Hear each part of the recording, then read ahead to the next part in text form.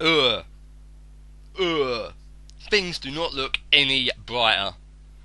3 points from 8 games, minus 10 goal difference. We're still sitting in the relegation zone, and to be honest, we should be in the playoffs. We are dogging it at the moment. We are not doing well. I will show you the fixtures. We played Sunderland, the Capital One Cup. We lost 2-0. I played my reserves. I don't value that competition. Then we went to Doncaster. We unfortunately lost 2-1. A goal from Stephen Davis. We keep scoring the first goals. It's really bothering me. We bang in the first one and we let it go. We're giving away leads. We haven't got a problem with scoring, but we have got a problem with defending, I'll tell you that. The formation we lined up with, I changed it for this game. I decided not to play the 4-2-3-1. Instead, I'm playing the 4-3-2-1. Ince and McKay having more space to push forward. I'm playing McKay a lot now. He's the only real strength I've got on the right hand side, which is a shame. I did think about playing Delphinazu there, not really working. He's working up front, but he's not working on the wide positions. Tom Ince has really let me down as well, but I've decided to cramp out the midfield with this formation, but it didn't work. It still didn't work. The fullbacks were still pushing too far forward. I'll sign this guy. I'll show you the transfers in a minute.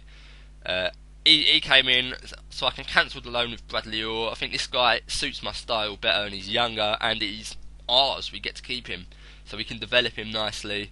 Got him for 70k from Kilmarnock, which is a dirty deal. Next game we played Burnley at home again, and we lost again. A game we should be winning again. And this time I changed the formation again. I played 4-4-2. I bought this boy here on transfer deadline day, Lee Griffiths. I'll show you the transfers in more depth in a minute. He didn't really impress on his debut. Stephen Davis yet again getting a goal. He's been playing well, Stephen Davis, but he's not reliable. Some guy, he scores a goal and then he just disappears for the rest of the game. There's the stats overall. As yet again, we scored the first goal and gave it away. We keep scoring the first goal and giving it away. I don't know why. Then we went to Sheffield Wednesday. I've played 4-4-2 again. As you can see, playing Barry Ferguson and Lewis McLeod. They're very similar players, but Lewis McLeod has been impressing me. They work well together. They did work well together. This game, I think we should have won. We dominated this game, as you can see. Oh no, we didn't. It doesn't look like that in the stats, but when I was playing it, it did feel like we had the... I suppose we must have had the equal amount of chances, but I think we had the better chances, so we really should have won. As you can see, we weren't putting it on target. Sheffield Wednesday put more than half their shots on target. We didn't. Hulse and Crusat, Delphinazo came on, almost made us put us back in it, but we weren't back in it in the end. So at this point, I was absolutely bricking it. To be honest, if I lost to Millwall, I probably would have been fired. Board weren't happy. My confidence was really low with the board. And then we played again. I still had faith in 4-4-2. Because the team was just playing better. Even though we weren't winning, we looked better. I started off with Ricardo Fuller for some reason, and it worked. We done well. Ricardo Fuller didn't have a good game, but it allowed Lee Griffiths to really have a good game. The formation we played here, Ricardo Fuller, Lee Griffiths, Tom Ince still isn't impressing. He really isn't. I'm considering selling him in January because I can get a lot of money for him. I reckon I can get at least 7 million. Or if some clubs come in, I might be able to get 10, but I won't be able to spark that interest. That'll have to be pre-existing interest. Isaiah Osborne has really been a key player for us here.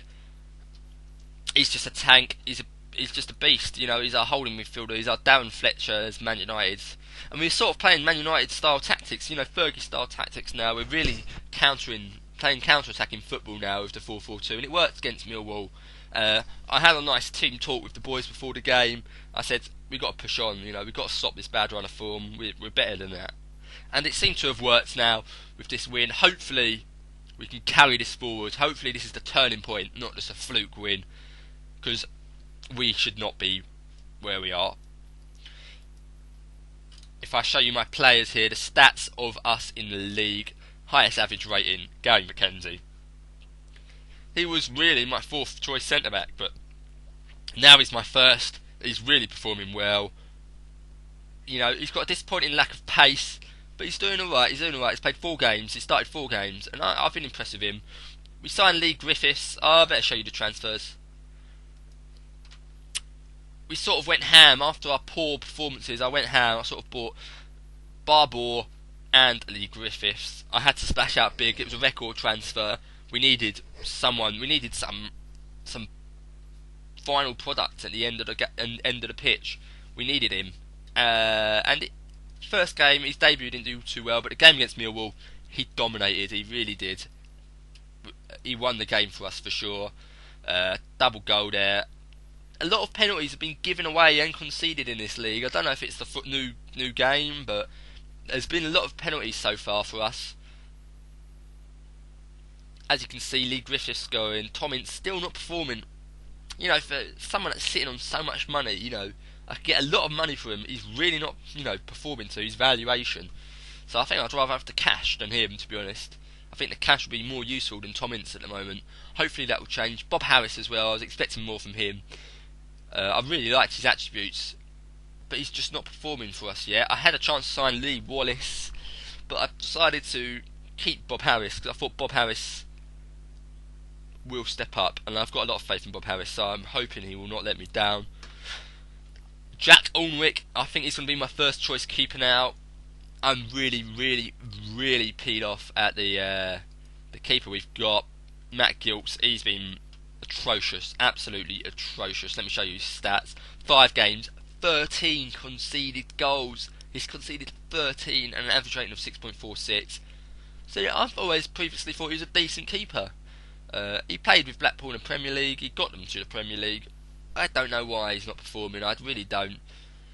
So I want to get, you know, Jack Alnwick's alright, but he's not first team quality. He really ain't. So I'm going to have to find a decent first team keeper. But Jack Alnwick will have to do for now. He's the best choice we've got at the moment. Hopefully he'll grow. Hopefully he'll develop into a decent keeper. Because he's only 20 years old and his attributes for a 20-year-old are alright.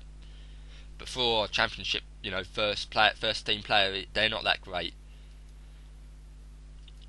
If I show you the transfers from around the world, transfer deadline day, as you see, Chris Solly went to Stoke, left Charlton. David Ngog went to Hull. So no real great players coming in. Connor Salmon went to Wigan. He ain't that great, is he? Doesn't look that promising. If I quickly show the transfers from the Premier League, you can have a look at them. Pause it if you want to have a more detailed look. But yeah, hopefully this is the turning point. I've had a lot of trial and error. I've stopped playing the passing game. There's a saying, you know, you can't teach an old dog new tricks. Well, with Blackpool, you can't teach a shit dog any tricks at all. You can't play fancy football with a team which just hasn't got the technical ability. I'd like to play that style if I get Blackpool to the Premier League. It's looking a long way away at the moment, but yeah, I just don't think it really works in the Championship. I think you've just got to play disciplined football. So the 4-4-2 is definitely something I'm going to be sticking with. I've had to try around with a lot of formations. I think this is the one. Hopefully that will win us some more games. The players I've been impressed with, I'll show you this again. Didn't go into much detail here. Lee Griffiths, Bobby Grant, no, he hasn't played. Barry Ferguson, of course, the old dog. Isaiah Osborne. You know, they're all below 7. To be honest, an average rating below 7 is not good enough in my opinion. Jason Holt. Now this boy, I bought him. I had a lot of faith in him, but it doesn't suit the 4-4-2 now. He's an attacking midfielder. He used to play behind a striker, but I don't play that role anymore. So I'm training him as a right mid. I might bring him on as an attacking option for a centre mid. I don't know, but what we do have in the squad is depth. We do have a lot of depth. We can play 2 teams which are good enough for the Championship, I think. So I don't know why we're not doing better. Hopefully our luck will change. Hopefully this is the turning point. Tune in next episode, guys, where hopefully I will be out of that red zone and I'll be somewhere up around Sheffield Wednesday, Blackburn, Burnley, maybe even in the playoffs. Tune in next time, guys. Subscribe, comment if you've got any comments. Bye!